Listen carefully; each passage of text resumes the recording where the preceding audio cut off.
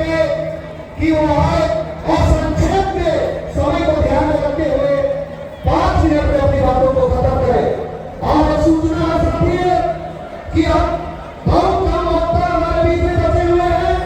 अब हमारे मुख्य वक्ता लोग अपनी बातों को रखेंगे, इसलिए आप लोग इधर उधर ना जाए, सभी लोग अपने अपने जगह पर रहे और उनकी बातों को गंभीरता से आप सुनने का प्रयास करें।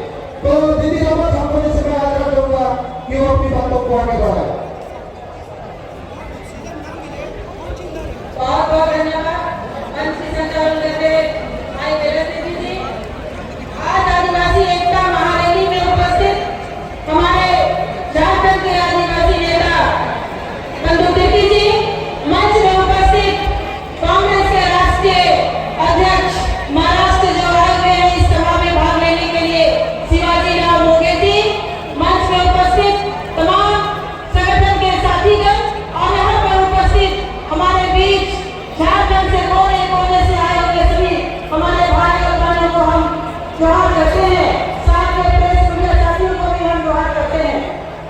आदिवासी एकता रैली आज किस लिए है इसको समझने की आवश्यकता है।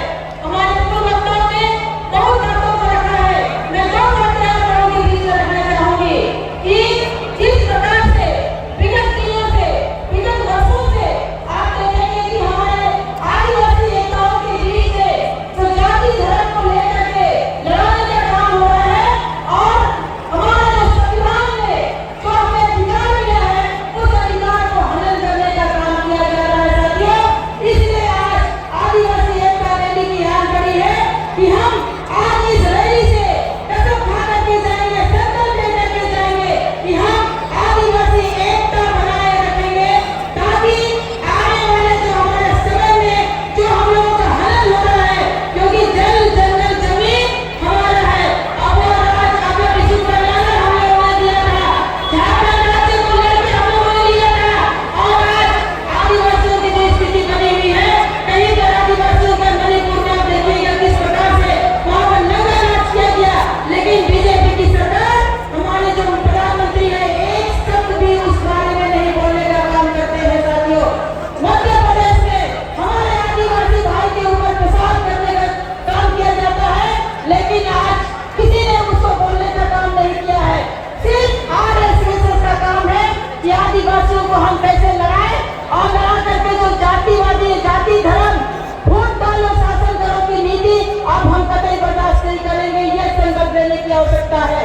पूर्व वक्ताओं ने कहा कि आज जनगणना पत्र में हम लोगों का हिंदू मुस्लिम सिख ईसाई जैन बौद्ध है हमारा अन्य था जिससे हम लोग लिखते थे। आज बहुत दुख से कहना पड़ता है कि भाजपा की सरकार ने अन्य शब्द भी हटा दिया है। आप भाजपा से आप पूछें कि अगर सरना को चुके आप पूरे सरकार में आप हैं, पूरे सरकार में हैं तो आप चाहेंगे तो बिल ला करके आप सरना पास कर वोट दे सकते हैं, लेकिन वो देते नहीं है। तो इस चीजों को आपको समझने की आवश्यकता है। 2024 आ रहा है और 2024 में एकता बनाए रखिए। एकता महारैली का मकसद यही है कि हम गाँव गाँव जाकर के इस बात को हम बताएंगे कि एकता महारैली का उद्देश्य क्या है साथियों। समय कम है, वक्ता लोग अभी हैं, कुछ सीनियर वक्ता लोग हमारे बीच बैठे हुए हैं, इसीलिए हम ज्यादा ना करते हैं, अपनी पारी को विराम करते हैं। सबको जय झारखंड, जोहार, जय झारखंड, जय आदिवासी। बहुत बहुत धन्यवाद रमत हमको जी को।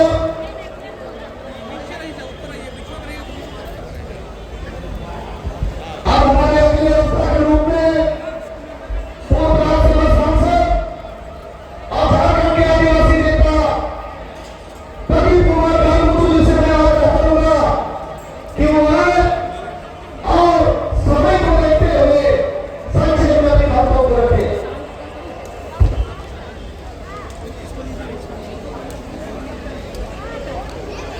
आदिवासी एकता महारैली में हमारे बीच मुख्य अतिथि के रूप में उपस्थित बंबई से आए हमारे आदिवासी नेता जो हमारे राष्ट्र आदिवासी कांग्रेस के चेयरमैन शिवाजी राव मोगेती,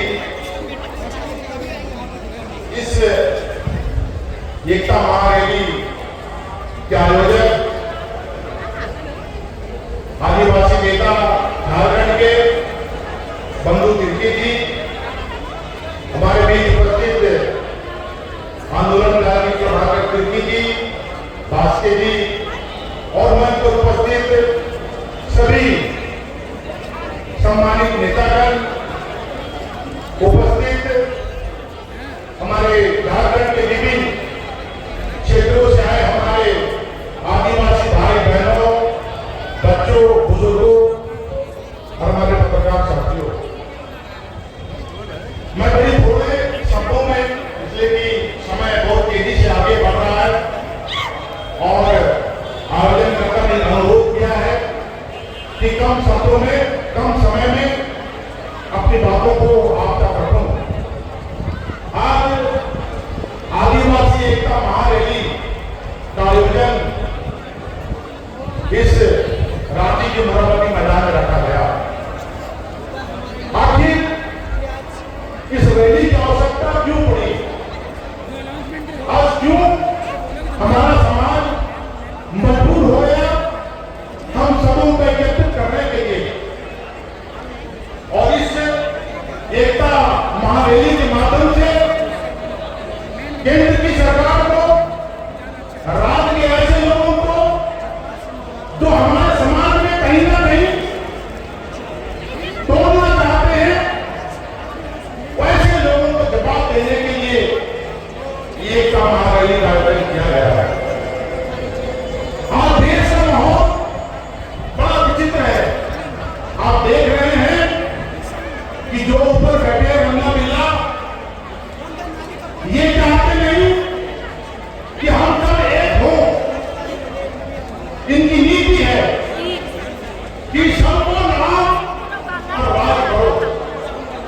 शुरू से आप देखें इनकी ऐसी नीति रही है कि एक तरफ देश में ऐसे लोग हैं, तो एक तरफ ऐसे लोग हैं जो लोगों को जोड़ना चाहते हैं और एक तरफ ऐसे लोग हैं जो लोगों को तोड़ना चाहते हैं। एक तरफ ऐसे लोग हैं जो समाज के भाई से भाई को जोड़ना चाहते हैं और एक तरफ ऐसे लोग हैं जो समाज में दोनों भाई को लाना चाहते हैं।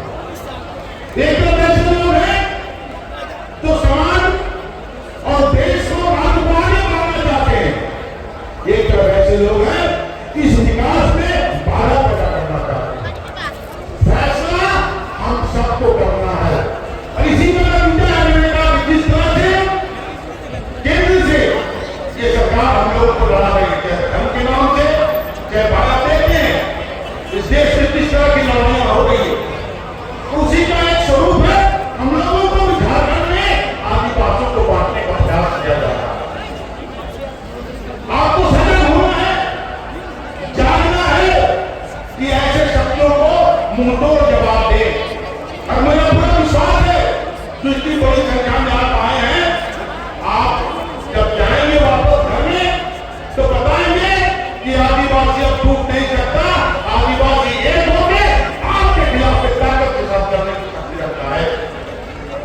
आज मैं बहुत लंबा तकलीफ देना नहीं चाहता, मैं कुछ घटनाएं जो देश में हो रही है उनको बताना चाहता हूं ताकि आपको समझ में आए कि किस तरह से जो केंद्र में बैठी सरकार है हम आदिवासियों को सता रही है। हम तो बहुत दावे के साथ कहते हैं, उदाहरण देंगे आपको समझ में आ जाएगा कि केंद्र सरकार आदिवासी को रोके है। अभी आप देख लीजिए, यही की बात करें, हमारे वक्ताओं ने कहा कि यहाँ एक लोकप्रिय सरकार, आपकी चुनी हुई सरकार यहाँ पर थी, हेमंत सोरेन के नेतृत्व में सरकार चल रही थी और अचानक ये ईडी, तो इसके ईडी और सीबीआई है ना, ये एक कैडर है, इनके कार्यकर्ता है। अब तो इसके साथ राज्यपाल भी इसके कार्यकर्ता हो गए और यही राज्यपाल के माध्यम से इन्होंने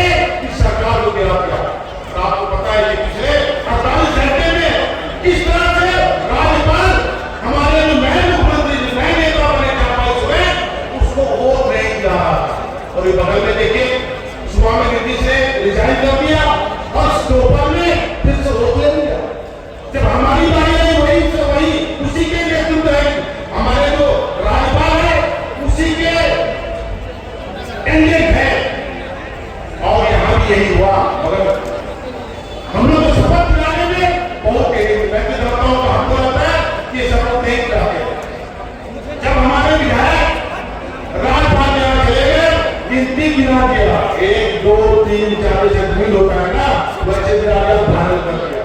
जब भारण हो गया तब जाके दिल्ली से ले दिया सारा राज्यपाल को कि भाई वो जिला में तो गड़बड़ हो जाएगी।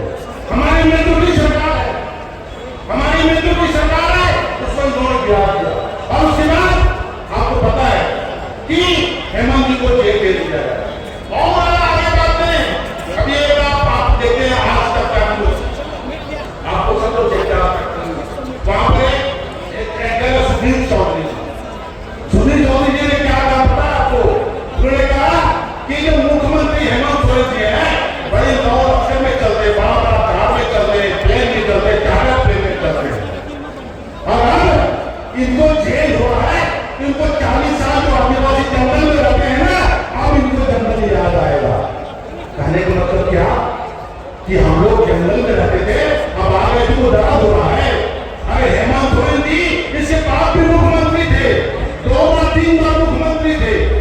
अब आज उसको कार में चल रहा तो दर्द हो रहा है, प्लेन में चल रहा तो दर्द हो रहा है। अब आगे जो मोदी जी है, जब रोज ड्रेस में जाते हैं, रोज प्लेन में चलते हैं, तो मोदी जी क्या बहुत बड़ा बंगला है कहते हैं कांग्रेस में। आज हेमंत सोरेन को बंगला मिल गया तो दर्द हो रहा, गाड़ी हो रहा तो दर्द हो रहा। तो ये इनकी नीति है। ये नहीं चाहते कि आदिवासी आगे बढ़े। अभी एक मणिपुर बगल में मणिपुर की घटना घटी, अभी थोड़ी पुरानी हो गई, मगर आपको से पता है कि मणिपुर की घटना घटी कैसे, उसके बाद पता चलेगा कि क्या क्या घटनाएं कैसे। मणिपुर की घटना घटी, उसमें हुआ कि 2 लोग थे, एक मैथिली लोग थे, एक कुकी लोग थे। मैथिली लोग कुकी ट्राइबल है और मक्की नन ट्राइबल है, और एक